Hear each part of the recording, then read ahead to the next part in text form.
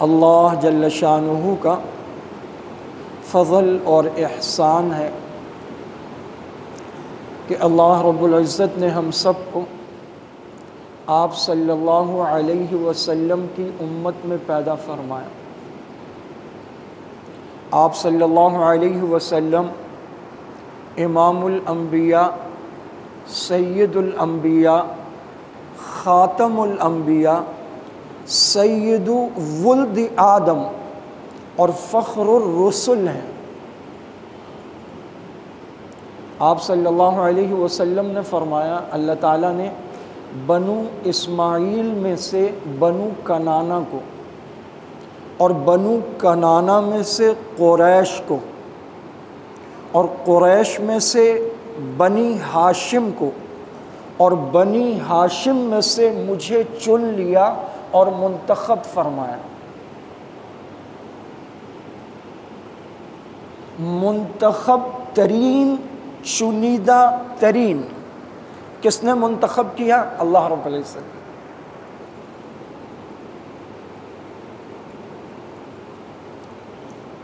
لا الہ الا اللہ۔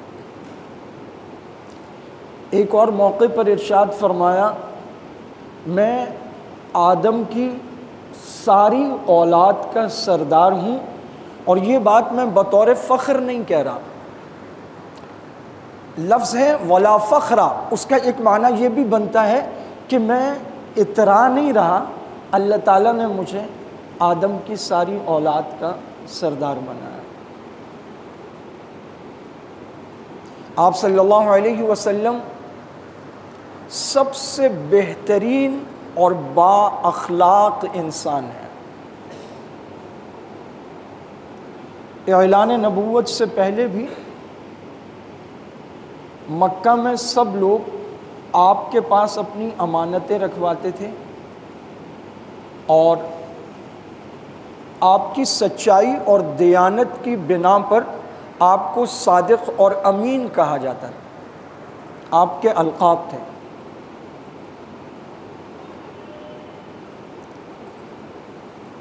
مکہ میں سخت قحط پڑا اور اہل مکہ مالی مشکلات کا شکار ہو گئے، تو آپ صلی اللہ علیہ وسلم اپنے چچا حضرت عباس کی خدمت میں حاضر ہوئے اور ان سے کہا کہ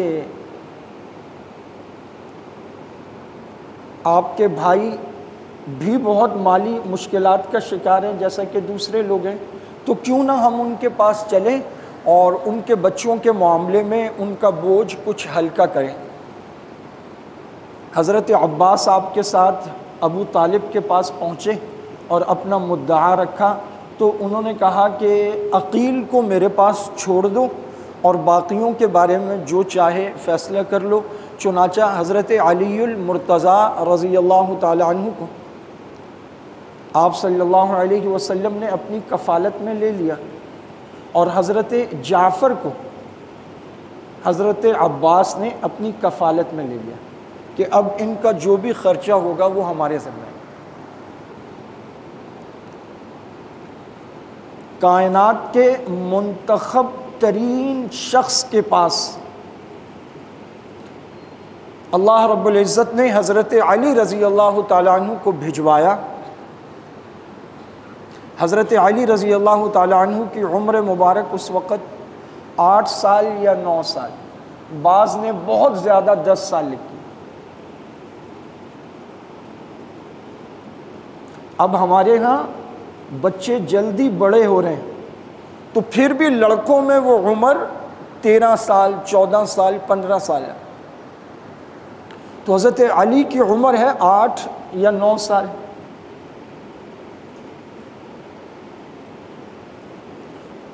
اور آپ آ گئے ہیں رسول اللہ صلی اللہ علیہ وسلم کی صحبت میں، آپ کی رفاقت میں، آپ کی کفالت میں، آپ کی تربیت میں، آپ کی نگرانی میں۔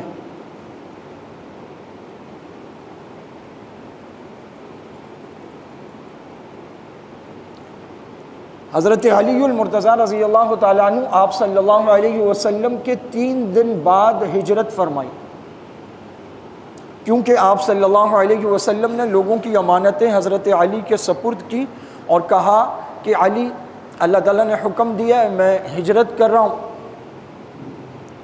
اور پورا طریقہ اور راستہ بتایا اور کہا کہ میرے بعد یہ لوگوں کی امانتیں لوگوں کو واپس کر کے پھر تم آ جانا۔ جس راستے پر حضرت ابوبکر اور آپ صلی اللہ علیہ وسلم گئے ہیں اسی راستے کی پیروی کرتے ہوئے 3 دن بعد آپ نے آغاز سفر کیا۔ 450 کلومیٹر کا سفر ہے اور اکیلے ہیں۔ حضرت علی جب مدینہ پہنچے ہیں، آپ صلی اللہ علیہ وسلم کو خبر ہوئی تو آپ نے فرط شوق سے فرمایا تو بلاؤ علی کو۔ تو عرض کیا گیا کہ یا رسول اللہ چلنے کے قابل نہیں ہے، پاؤں پورے پھٹ گئے ہیں، 450 کلومیٹر کا فاصلہ ہے، اکیلے ہیں اور کوئی سواری بھی نہیں۔ دن میں چھپ جاتے تھے، رات میں سفر کرتے تھے، رات میں موسم ذرا چاند کی چاندنی میں سفر کرتے۔ تو آپ صلی اللہ علیہ وسلم فوراً اٹھ کھڑے ہوئے، آپ نے فرمایا مجھے لے چلو علی کے پاس۔ تو آپ صلی اللہ علیہ وسلم تشریف لائے، حضرت علی کو دیکھا تو رو پڑے، آنکھوں میں آنسو آ گئے۔ حضرت علی رضی اللہ تعالیٰ عنہ کو بہت دعائیں دیں۔ جب آپ صلی اللہ علیہ وسلم نے اپنا قدم مبارک گھر سے باہر نکالا ہے ہجرت کی رات، تو کوئی عام منظر نہیں تھا، مختلف 100 افراد جو مختلف قبائل اور ان کی شاخوں سے تھے، یہ فیصلہ کر لینے کے بعد کہ نعوذ باللہ اب آپ کا کام تمام کر دینا ہے، آپ کو قتل کر دینا ہے۔ وَإِذْ يَمْكُرُ بِكَ الَّذِينَ كَفَرُوا لِيُثْبِتُوكَ أَوْ يَقْتُلُوكَ أَوْ يُخْرِجُوكَ وَيَمْكُرُونَ وَيَمْكُرُ اللَّهُ وَاللَّهُ خَيْرُ الْمَاكِرِينَ۔ جب وہ مشورہ کر رہے تھے کہ یا تو آپ کو قتل کر دیں یا جلا وطن کر دیں یا آپ کو قید کر لیں، محبوس کر لیں، تو شیطان کسی انسانی روپ میں مشورے میں آج شریک ہوا اور اس نے بات وہاں تک پہنچائی۔ اس نے کہا جلا وطن کر دو گے تو اس شخص کا اخلاق، اس کی فصاحت و بلاغت، اس کا بیان، اس کی اثر پذیری، کیا اس سے واقف نہیں ہو؟ دن نہ گزرنے پائیں گے کہ جتھا بنا کر لے آئے گا اور تم پر چڑھ دوڑے گا۔ اور یہاں اسے محبوس اور قید کرنے کی بات کرتے ہو، اس کے ساتھی نہیں دیکھے؟ وہ دیوانہ وار اس پر نثار ہوتے ہیں، وہ دیوانوں اور پاگلوں کی مانند تم پر چڑھ آئیں گے اور اسے چھڑا کر لے جائیں گے، تم کبھی بھی اسے قید نہیں رکھ سکتے، اسے مارو، یہی علاج ہے۔ اور مارنے کے لیے گھر کا گھیراؤ ہو گیا اور 100 افراد تلواریں سونتے تیار، کہ صبح آپ جلدی نکلتے تھے تہجد کے وقت، یا ایھا المزمل قم اللیل الا قلیلا، بالکل ابتدائی آیات میں ہے، یا ایھا المدثر کے بعد قم فانذر، کھڑے ہوئیے اور ڈرائیے۔ تو جو بیک بون ہے دعوت کی وہ ہے قم اللیل الا قلیلا، تہجد۔ آپ جلدی نکلتے تو انہوں نے کہا اس وقت نکلیں گے تو نعوذ باللہ قتل کر دیں گے۔ اور پھر حضرت علی آپ صلی اللہ علیہ وسلم کے بستر پر ہیں، چادر لی ہوئی، تو وہ جھانکیں اندر دیکھیں اور کہیں کہ ٹھیک ہے، جبکہ آپ صلی اللہ علیہ وسلم نکل چکے تھے۔ تو ان حالات میں علی کو چھوڑا تھا، ورنہ تو حضرت علی کو ساتھ بھی لے سکتے تھے۔ خود تو آپ صلی اللہ علیہ وسلم حضرت ابوبکر کے ساتھ 2 اونٹنیوں پر سفر فرمایا، پہلے نکلے وہاں غار ثور اور پھر وہاں سے اگلا سفر۔ اب حضرت علی جو پیدل آئے ہیں، جو پاؤں پھٹے ہیں، جو جان نیزے پر ہے، تو وہ آپ صلی اللہ علیہ وسلم کا حکم ماننے اور جو ذمہ داری آپ نے دی تھی اسے نبھانے اور پورا کرنے کی وجہ سے ہے۔ تو جب آپ آئے ہیں اور آپ نے حضرت علی کو دیکھا ہے تو بے اختیار آپ رو پڑے۔ طبقات ابن سعد اور دیگر کئی کتب احادیث میں یہ روایت ہے کہ آپ صلی اللہ علیہ وسلم حضرت علی پر ہاتھ پھیر رہے ہیں اور پھر اپنا لعاب دہن حضرت علی کے پیروں پر لگایا، تو اللہ تعالیٰ نے حضرت علی کے پیروں کو ٹھیک کر دیا۔ اور حضرت علی خود فرماتے تھے، فرمایا ایک آنکھیں اور ایک پیر، ان میں زندگی میں کبھی تکلیف نہیں ہوئی۔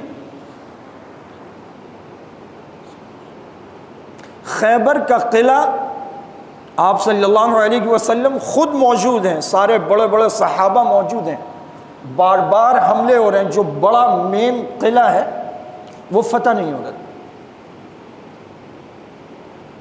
تو آپ صلی اللہ علیہ صحابہ اب غصہ چڑھ رہا تھا،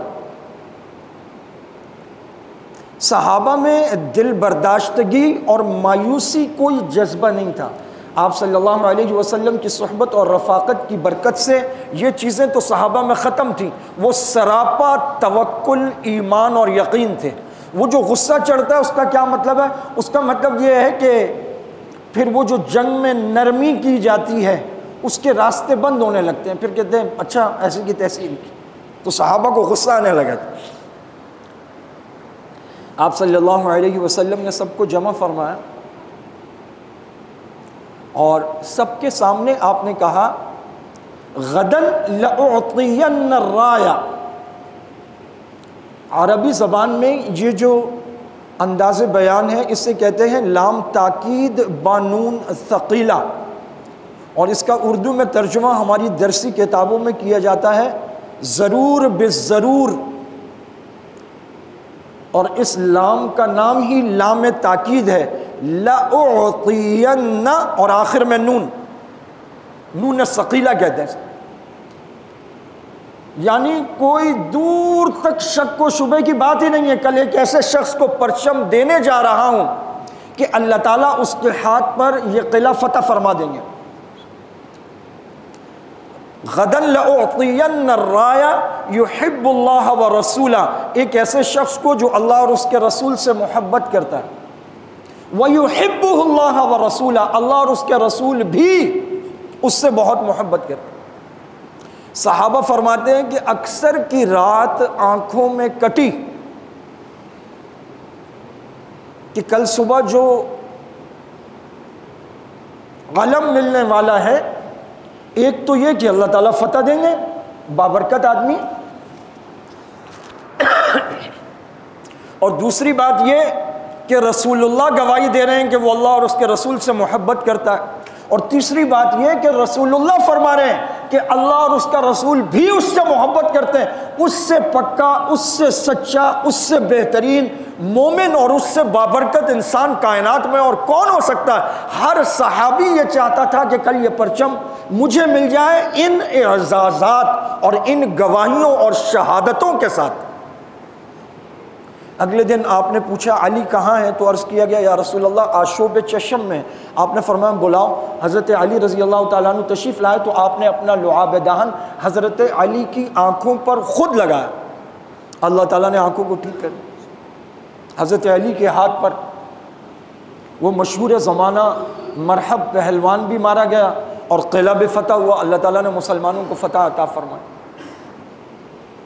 سیدنا علی المرتضیٰ رضی اللہ تعالی عنہ اس عمر میں آپ صلی اللہ علیہ وسلم کی کفالت اور تربیت میں آ گئے کہ سیکھنے کی ساری عمر ابھی باقی ہے، تو آپ نے جو سیکھا رسول اللہ صلی اللہ علیہ وسلم سے سیکھا، حتیٰ کہ اللہ تعالیٰ نے آپ کو نبی بنا دیا۔ تو آپ حضرت خدیجہ کے ساتھ نماز پڑھ رہے تھے، حضرت علی اچانک آئے، دیکھا تو کہا کہ یہ کیا ہے؟ تو آپ صلی اللہ علیہ وسلم نے فرمایا کہ اللہ تعالیٰ نے مجھے اپنا نمائندہ اور پیغامبر بنایا ہے اور میں ایک اللہ کی طرف بلاتا ہوں اور لات اور عزا اور دوسرے شریکوں سے براءت کا اظہار کرتا ہوں۔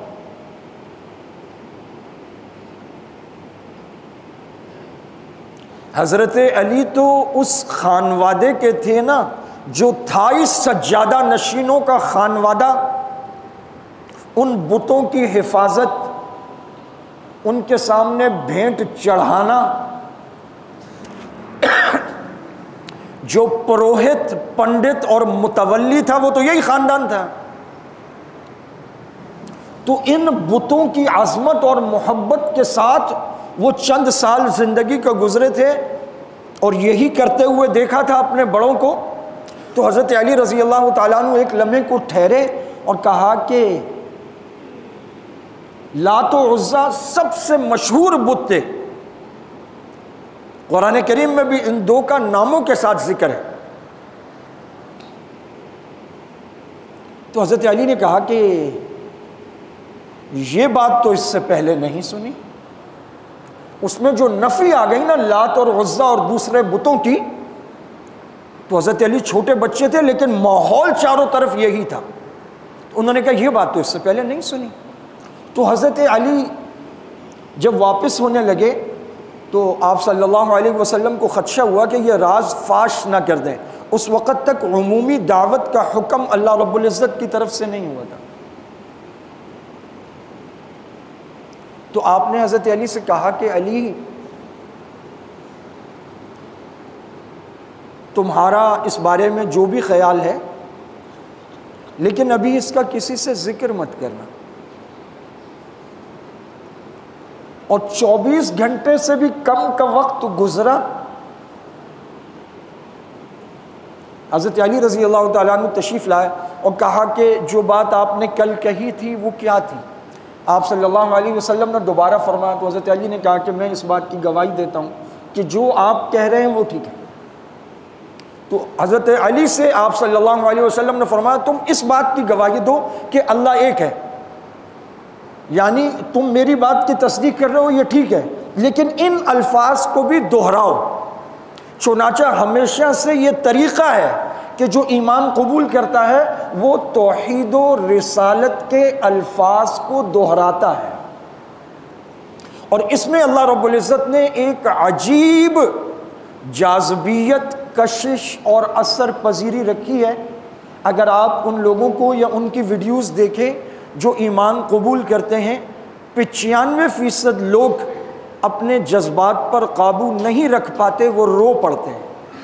ایک سکینہ نازل ہوتی ہے اللہ رب العزت کی طرف سے اور دل کفر اور شرک کی ضلالت اور ظلمت اور تاریکی سے صاف ہو جاتا ہے، وہ دل ایک الگ دل ہو جاتا ہے۔ تو حضرت علی رضی اللہ تعالیٰ عنہ کو کلمہ شہادت دین کی دعوت کس نے دی؟ آپ صلی اللہ علیہ وسلم۔ کلمہ کس نے پڑھایا؟ آپ صلی اللہ علیہ وسلم۔ علی ایمان ایسی حالت میں لائے کہ رسول اللہ کلمہ پڑھا رہے ہیں اور سیدنا علی حضور کی رسالت کی گواہی آپ کے چہرے انور کو دیکھ کر دے رہے ہیں۔ اس سے بڑی خوش نصیبی کائنات میں کیا ہے؟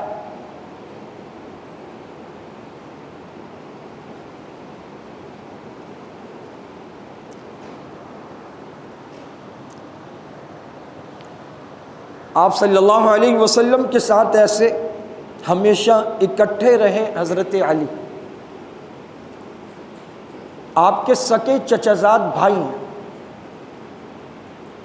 محمد بن عبداللہ بن عبد المطلب۔ تو عبد المطلب کے بیٹے عبداللہ ہیں اور عبد المطلب ہی کے بیٹے ابو طالب ہیں۔ ابو طالب کنیت ہے، ان کا اصل نام عبد شمس تھا۔ آپ صلی اللہ علیہ وسلم کے چچا 4 ہیں، حمزہ، عباس، ابو طالب، ابو لہب۔ ابو لہب کا نام عبد العزا، عزا کا بندہ، عبد شمس سورج کا بندہ۔ ابو طالب کا نام تھا۔ امام طبری نے عجیب بات لکھی ہے، فرمایا جن دو کے نام اسلام کے قریب قریب تھے ان دو کو ہدایت ملی، اور جن کے نام مشرکوں والے تھے بہت کوشش کی آپ صلی اللہ علیہ وسلم نے، اور ابو طالب کے لیے تو لیکن نہیں تھا ان کے مقدر میں۔ سیدنا علی المرتضیٰ رضی اللہ تعالیٰ عنہ آپ صلی اللہ علیہ وسلم کو ایسے محبوب تھے جیسے اپنا بیٹا ہوتا ہے۔ ایک ہے ایسے محبوب تھے جیسے اپنا بیٹا ہوتا ہے، ایک ہے کہ حضرت علی بیٹے بن کر آپ کے گھر میں ہیں، ایک ہے کہ صرف بیٹے بن کر، ایک یہ ہے کہ حضور کی کفالت میں ہے، سارا خرچہ، ساری ذمہ داری، تربیت سب حضور کے ذمے ہے۔ تو حضرت علی حضور کے بیٹے ہیں، چچا زاد بھائی بھی ہیں، بیٹے بھی ہیں۔ حضرت علی رضی اللہ تعالیٰ عنہ سے بات چیت کی، معاملے کی جتنی شکلیں، صورتیں اور واقعات احادیث مبارکہ میں موجود ہیں، آپ ان سب کو دیکھ لیں، آپ کو صاف نظر آئے گا کہ ایک باپ اور بیٹے کا معاملہ چل رہا ہے۔ آپ صلی اللہ علیہ وسلم ایسے ہی محبت فرماتے تھے، ایسے ہی محبت کرتے تھے، ایسے ہی خبرگیری فرماتے تھے۔ حضرت علی کے بارے میں ہمیشہ خبر رکھتے تھے آپ صلی اللہ علیہ وسلم، جیسے باپ اپنے بیٹے کی ہمیشہ خبر رکھتا ہے، بیٹے کو معلوم ہو نہ ہو باپ کی نظر ہوتی ہے۔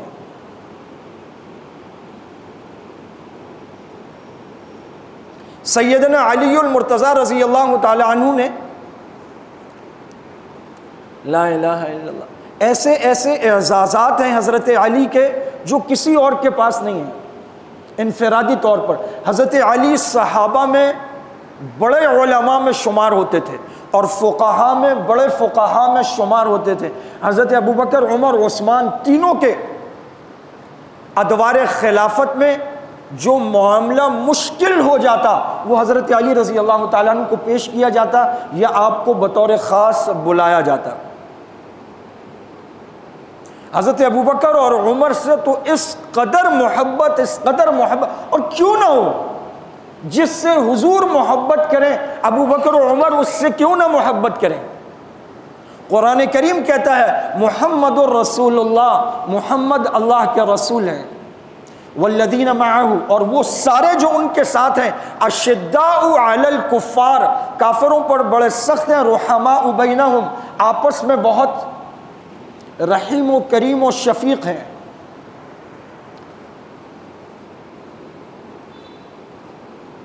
جو ہو بزم یاراں تو ابر ریشم کی طرح نرم، جو ہو رزم حق و باطل تو فولاد ہے مومن۔ حضرت علی رضی اللہ تعالیٰ عنہ ایک دفعہ حضرت حسن رضی اللہ تعالیٰ عنہ کو گود میں اٹھائے ہوئے ہیں، حضرت ابوبکر نے دیکھا تو بے ساختہ حضرت حسن کو لیا اور چومنے لگے اور فرمایا ابن لعلی وشبہ لنبی، بیٹا تو علی کا ہے، مشابہ بالکل نبی اکرم صلی اللہ علیہ وسلم کے اپنے نانا پر ہے۔ حضرت حسن اور حسین کے بارے میں تمام صحابہ کا یہ بیان ہے، روایات اور کتب میں کثرت سے یہ روایات ہیں کہ حضرت حسن اور حضرت حسین دونوں مل کر، حضرت حسن سر سے لے کر ناف تک اور ناف سے پیروں تک چال میں، بیٹھنے کے انداز میں، حضرت حسین دونوں بھائی مل کر آپ صلی اللہ علیہ وسلم کی تصویر مجسم تھے۔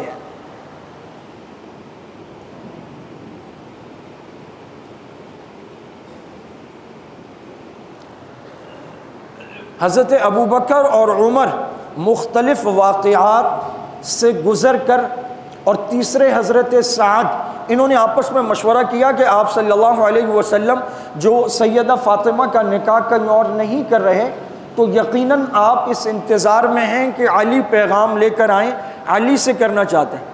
حضرت علی کا پتہ کیا، اپنا اونٹ لے کر ایک باغ میں کنویں سے پانی نکال کر کھجور کے درختوں کو پانی دینے کی مزدوری کر رہے تھے، وہاں تشریف لے گئے، حضرت علی کو بلوایا اور کنویں کی منڈیر پر بیٹھ کر حضرت علی سے بات کی۔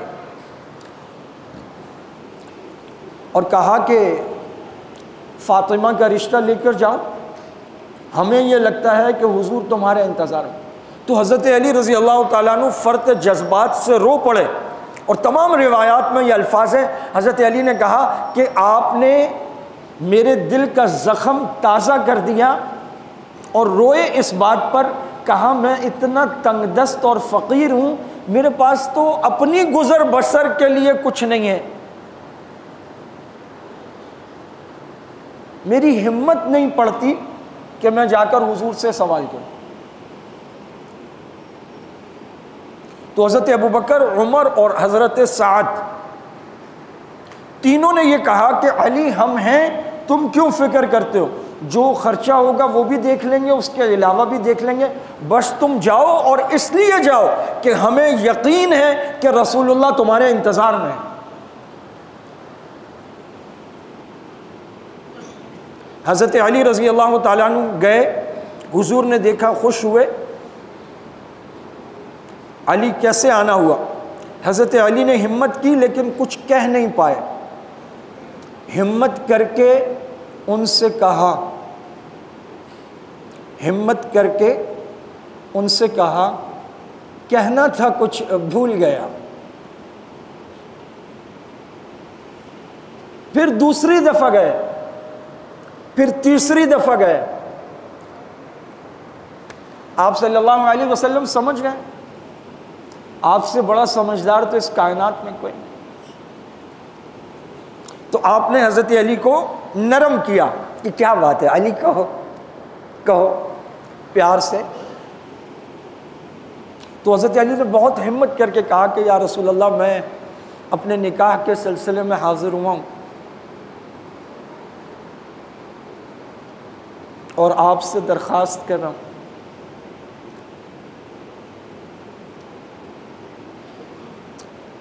ایک جگہ یہ بھی آتا ہے کہ مجھے بیٹا بنا لیں، تو کہا تم تو میرے بیٹے ہو،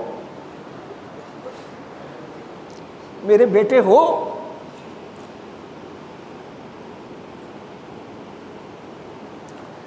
گھر تشریف لے گئے، آپ صلی اللہ علیہ وسلم نے فرمایا بھائی فاطمہ کے لیے علی کا رشتہ آیا ہے، فاطمہ سے اس کی مرضی معلوم کرو۔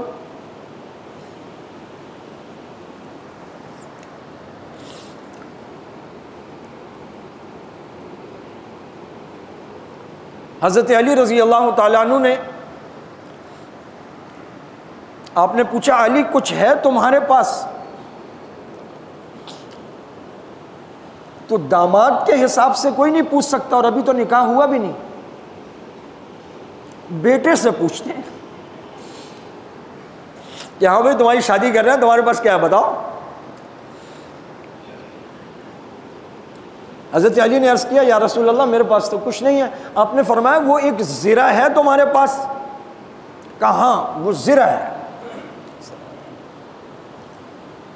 صحابہ زرہ، تیر، تلوار اسے مال نہیں سمجھتے تھے، اور اسلحے کو آپ صلی اللہ علیہ وسلم نے مومن کا زیور قرار دیا ہے۔ آپ نے یہ زیور چھوڑ دیا، چوروں نے، ڈکیتوں نے، ظالموں نے، لینڈ گریبرز نے، قبضہ گیروں نے اسے اپنا زیور بنا لیا۔ آپ اور میں اور ہماری نسلیں اور ہماری اولادیں گلی کوچوں کی نکڑوں پر ذبح ہو رہی ہیں، ہمیں مارا جا رہا ہے، کوئی ہمارا پرسان حال نہیں ہے۔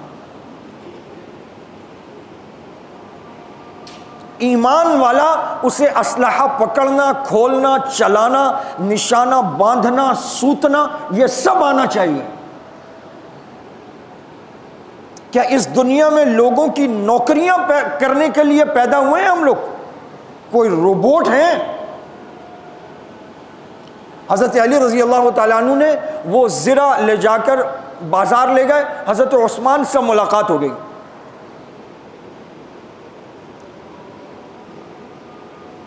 پہلے یہ صرف جھوٹے ہوتے تھے، اب تو ایسے جھوٹے ہو گئے ہیں کہ یہ دن کو کہتے ہیں سورج نہیں ہے، کوے کو کہتے ہیں سفید ہے، گدھے کو کہتے ہیں پریگننٹ ہے۔ یہ ساری باتیں ان کی پرانی کتابوں میں لکھی ہوئی ہیں۔ کشف الغمہ میں، بحار الانوار میں نکاح کا مشورہ دینے والا کون، زرہ خریدنے والا کون، نکاح کے گواہ بننے والے کون، کتنے میں بیچو گے؟ حضرت علی نے ایک قیمت بتائی تو حضرت عثمان نے کہا کہ میں خریدتا ہوں 500 درہم میں۔ وہ جو حضرت علی کہہ رہے تھے اس کے برابر یا اس سے زیادہ۔ حضرت علی خوش ہو گئے اور زرہ دے دی۔ حضرت عثمان تو صحابہ میں سب سے بڑے تاجر اپنے وقت کے۔ رشتہ دیکھیے، حضرت عثمان دوہرے داماد ہیں اور حضرت علی رضی اللہ تعالیٰ عنہ نکاح کرنے جا رہے ہیں، اور جب حضرت علی نے زرہ دے دی تو حضرت عثمان نے کہا کہ علی شادی ہو رہی ہے؟ تو حضرت علی نے بڑا کھلے ہوئے چہرے کے ساتھ کہا ہاں شادی ہو رہی ہے۔ کہا علی پھر کوئی تحفہ، کوئی گفٹ ہونا چاہیے۔ تو حضرت علی نے حضرت عثمان کی طرف دیکھا تو حضرت عثمان نے کہا یہ پہلا تحفہ تو میری طرف سے قبول فرمائیں، اور وہ زرہ حضرت علی کو پیش کر دی۔ وہی عثمان جس نے مسجد نبوی کی زمین حضور کی بارگاہ میں پیش کی خرید کر، جس نے مدینہ کا واحد میٹھے پانی کا کنواں پیش کیا، جس نے غزوہ تبوک میں 1000 سواریاں، پھر ان کا سامان، پھر زادِ راہ، اور آخر میں بڑے چوغے کی آستینوں میں بھر کر 500 دینار، آلموسٹ 1.25 تولے کا 1 دینار پیور گولڈ کا لا کر آپ صلی اللہ علیہ وسلم بیٹھے تھے، آپ کی جھولی میں لا کے آستینیں کھولی۔ اگر آپ نے سوڈانیوں کے جبے دیکھے ہوں تو وہ ایسے آپ صلی اللہ علیہ وسلم نے انہیں دیکھا اور پھر حضرت عثمان کی طرف دیکھا، اور آپ یوں ان کو پلٹ رہے اور کہہ رہے ہیں ما ضر عثمان ما عمل بعد هذا اليوم، عثمان تجھے کوئی نقصان نہیں، آج کے بعد جو چاہے کرتا، پھر جنت کی ضمانت ہو گئی، تیری گارنٹی ہو گئی۔ وہ عثمان سب سے پہلا تحفہ حضرت علی کو پیش کر رہے ہیں، اور دونوں محبت سے، پہلے کیوں نہ کیا؟ ویسے ان کو پتا تھا کہ علی کبھی بھی پیسے نہیں لیں گے، غیرت مند آدمی ہے، خوددار آدمی ہے، پہلے زرہ خرید لی، اس کے پیسے دیے اور پھر ہدیہ دے دیا۔ ہدیے کا تو شریعت میں انکار نہیں ہے، اور حضرت عثمان جس محبت اور خلوص اور اپنائیت سے دے رہے ہیں، اور صحابی ہونے کے علاوہ دونوں کا جو رشتہ ہے، اور اب وہ جس نازک رشتے میں بدلنے جا رہا ہے، حضرت علی نے قبول فرمایا۔ قرآن کہتا ہے رحماء بینہم، وہ آپس میں محبت کرنے والے، رحیم و کریم ہے۔ یہ وہ والا لفظ اور صیغہ ہے جو اللہ کی صفات میں سب سے آگے ہے۔ بسم اللہ الرحمن الرحیم، الرحمن الرحیم مالک یوم الدین، رحماء بینہم محمد الرسول اللہ والذین معہ اشداء علی الکفار رحماء بینہم، سب آپس میں ایک دوسرے سے محبت کرنے والے ہیں۔ دنیا کی ساری تاریخ کی کتابوں پر، دنیا کی تمام تاریخی روایات پر، دنیا کے سارے راویوں پر، دنیا کے راویوں کی ساری روایات پر قرآن کریم کی یہ ایک آیت مبارکہ بھاری ہے، رحماء بینہم، وہ آپس میں ایک دوسرے سے محبت کرنے والے تھے۔ ہم تمہاری تاریخی روایات کو جو صحابہ کی آپس کی دشمنی بتائیں، پاؤں کی نوک پر، جوتے کی نوک پر رکھتے ہیں، ہم تم پر، تمہاری تاریخی روایات پر لعنت بھیجتے ہیں۔ ہمارے لیے اللہ کا قرآن، نبی کا فرمان کافی ہے۔ رحماء بینہم، وہ آپس میں ایک دوسرے سے محبت کرنے والے تھے، اور تمام کتب احادیث، صحاح ستہ اور دوسری کتابیں اور ان کی روایات اس بات پر شاہد ہیں، گواہ ہیں کہ صحابہ کرام ایک دوسرے سے محبت کرنے والے اور شیر و شکر تھے۔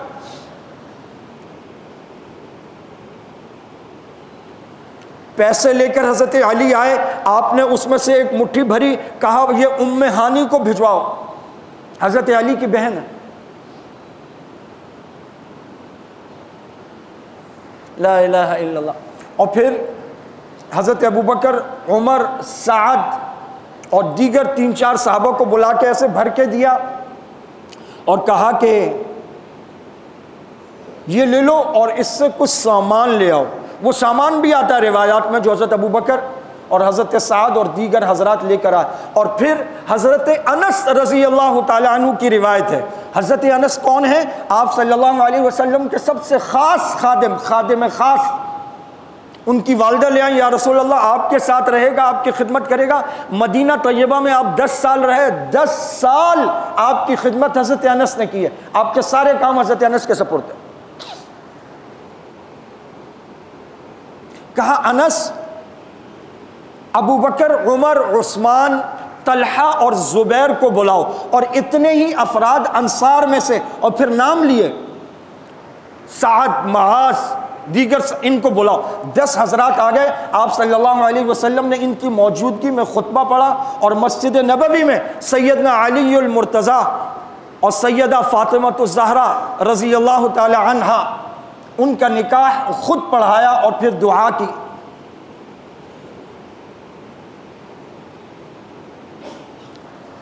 لا الہ الا اللہ۔ سیدنا علی المرتضیٰ آپ صلی اللہ علیہ وسلم کی حیات طیبہ، اور پھر سیدہ فاطمہ الزہرا جو حضور کے 6 ماہ بعد انتقال فرما گئیں۔ سیدہ فاطمہ الزہرا کا جنازہ حضرت علی کی موجودگی میں، حضرت علی کی درخواست پر سیدنا ابو بکر صدیق رضی اللہ تعالیٰ عنہ نے پڑھایا۔ علی کے ہوتے ہوئے کوئی امام ہو سکتا ہے؟ ہاں، ابو بکر، عمر، عثمان ہو سکتے ہیں۔ اس کے بعد حضرت علی نے پے در پے مختلف نکاح کیے ہیں، اور سیدنا علی المرتضیٰ کم و بیش 12-13 نکاح، اور جب آپ کی شہادت ہوئی تو اس وقت آپ کی 4 بیویاں تھیں، اور مختلف بیویوں سے مختلف اوقات میں 28 اولادیں ہیں، اور بعض نے تعداد اس سے زیادہ لکھی ہیں، 14 بیٹے اور 18 صاحبزادیاں۔ حضرت علی المرتضیٰ رضی اللہ تعالیٰ عنہ کے بیٹوں میں وہ نام جو صحاح ستہ میں، کتب احادیث اور روایات میں ہے، ان کے علاوہ معتبر ترین شیعہ کتابوں میں حضرت علی کے بیٹوں کے جو نام موجود ہیں، لکھے ہوئے ہیں، وہ ہے ابو بکر بن علی، عمر بن علی، ابو بکر بن علی، عمر بن علی، عثمان بن علی۔ یہ حضرت علی کے ان بیٹوں کے نام ہیں جو آپ کی شادی کے بعد ان خواتین سے آپ کی اولاد ہے، اور یہ نام آپ نے خود رکھے ہیں، اور ابو بکر و عمر عثمان کے تینوں کے ادوار میں آپ موجود ہیں، آپ کی ساری زندگی ان کے ساتھ گزری ہے، اور ان کے ناموں پر اپنے بیٹوں کا نام رکھ رہے ہیں۔ اس کا کیا مطلب ہے؟ اور یہ بات شیعہ کتابوں میں بھی موجود ہے۔ شیعوں، حضرت علی کو ماننے کا دعویٰ کرنے والوں، وہ نام بھی تو رکھو نا جو حضرت علی اپنے بیٹوں کے نام رکھ رہے ہیں۔ حضرت علی رضی اللہ تعالی عنہ اسی قرآن کو پڑھتے تھے جو رسول اللہ صلی اللہ علیہ وسلم پر اترا، اسی کے حافظ تھے، اسی کے قاری تھے، اسی کو نماز میں پڑھتے تھے، اور اپنے زمانہ خلافت میں نماز پڑھاتے بھی تھے۔ ہر نماز کی ہر رکعت میں سورہ فاتحہ پڑھتے تھے، اس میں ایاک نعبد و ایاک نستعین بھی پڑھتے تھے۔ اے اللہ، ہم صرف آپ سے مدد مانگتے ہیں اور صرف آپ ہی کی عبادت کرتے ہیں۔ حضرت علی بھی اللہ کے بندے ہیں، اللہ کی مخلوق ہیں، اللہ کے محتاج ہیں۔ تمام انبیاء اللہ کی مخلوق ہیں، اللہ کے محتاج ہیں۔ ہم سب کے سب اللہ کے فقیر اور محتاج ہیں۔ اللہ تعالیٰ قرآن میں فرماتے ہیں، یا ایھا الناس انتم الفقراء الی اللہ، اے لوگو تم اللہ کے در کے فقیر اور اللہ کے محتاج ہو، اور وہ غنی اور رازق ہے۔ تو حضرت علی رضی اللہ تعالی عنہ ساری عمر ومن نصر الا من عند اللہ، اللہ کے سوا کہیں سے مدد نہیں ہے، ہمیشہ یا اللہ مدد کا نعرہ لگایا ہے۔ حضرت علی رضی اللہ تعالی عنہ نے ساری زندگی کبھی بھی یا علی مدد کا نعرہ نہیں لگایا۔ حضرت علی کا نعرہ یا اللہ مدد ہے۔ امام الانبیاء نے جو سکھایا وہ نعرہ یا اللہ مدد ہے۔ سارے نبیوں کی دعوت اور کلمے کا خلاصہ لا الہ الا اللہ، اس کا مطلب یا اللہ مدد ہے۔ نوح نے جسے پکارا سیلاب اور طوفان میں، وہ نعرہ یا اللہ مدد ہے۔ یونس علیہ السلام نے مچھلی کے پیٹ میں اللہ کو پکارا، لا الہ الا انت سبحانک انی کنت من الظالمین، وہ نعرہ یا اللہ مدد ہے۔ حضرت علی یہ قرآن پڑھتے تھے، اسی کو حفظ کرتے تھے، اسی کو یاد کرتے تھے، اسی کو نمازوں میں پڑھتے تھے، اور حافظ تھے، اسی کو تراویح میں پڑھایا کرتے تھے۔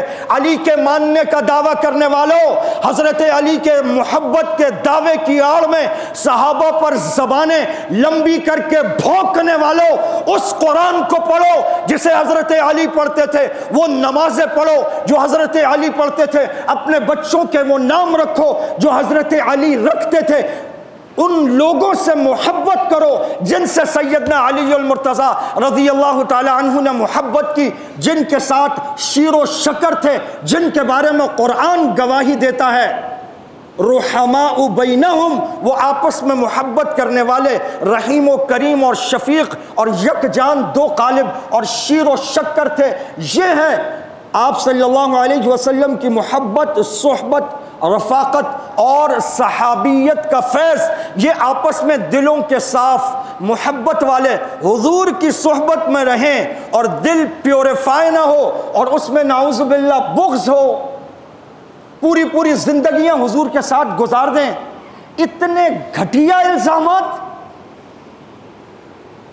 نبی کے صحابہ پر، تمہارا دل نہ ٹھنڈا ہوا، تم نے اذانیں بدلی، تم نے 5 کو 3 نمازیں کیا، تم نے زکوٰۃ کا انکار کیا، تم نے قرآن کو محرف کتاب کہا، تم نے نبی پر اترنے والے دین کا تم میدانوں میں مقابلہ نہیں کر سکے یہودیوں، تو تم سازشوں پر اتر آئے۔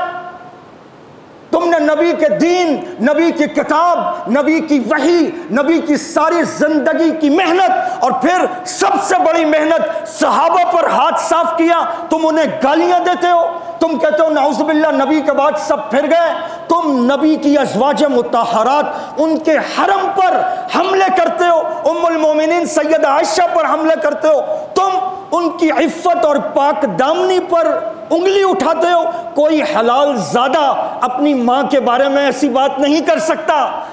قرآن کریم میں اللہ تعالیٰ فرماتے ہیں وَأَزْوَاجُهُ أُمَّهَاتُكُمْ، نبی کی بیویاں تمہاری مائیں ہیں۔ اپنی ماؤں کے بارے میں ایسی رقیق باتیں کوئی حلال زادہ نہیں کرتا، حرام زادہ ہوتا ہے وہ جو ماں کے بارے میں ایسی بات کرے۔ جن کو اللہ قرآن میں امت کی مائیں کہے، ان پر تمہاری زبانیں کھلی ہوئی اور تم نبی کے صحابہ کے بارے میں بکواس کرتے ہو، تبرہ کرتے ہو، گالیاں۔ ہم تمہاری تمام روایات پر لعنت بھیجتے ہیں، تھوکتے ہیں، ہمیں اللہ کا قرآن اور نبی کا فرمان کافی ہے۔ صحابہ آپس میں شیر و شکر ہیں۔ حضرت علی رضی اللہ تعالی عنہ حضور کے صحابہ میں سب سے ممتاز، 1700 بیت رضوان والے، لقد رضی اللہ عن المؤمنین اذ یبایعونک تحت الشجرہ، 1,24,000 میں یہ 1700 سب سے سر بلند۔ ان 1700 میں میدان بدر والے سب سے اونچے۔ بدر والوں میں وہ 10 مبشرہ جن کو نام لے کر زندگی میں جنت کی بشارت گارنٹی ضمانت دے دی، ابو بکر فی الجنہ، عمر فی الجنہ، عثمان فی الجنہ، علی فی الجنہ، طلحہ فی الجنہ، زبیر فی الجنہ۔ وہ 10 مبشرہ سب سے بلند، اور ان 10 مبشرہ میں بھی 4 خلفائے راشدین ابو بکر و عمر، عثمان و علی سب سے اعلیٰ و ارفع و بلند و سر بلند، اور تا قیامت نبی کے کلموں کے ساتھ مسجد میں، محرابوں میں، حرم میں، مسجد نبوی میں، ہر مومن کے دل میں ان 4 اصحاب کا نام روشن ہے اور روشن الفاظ میں لکھا ہوا ہے۔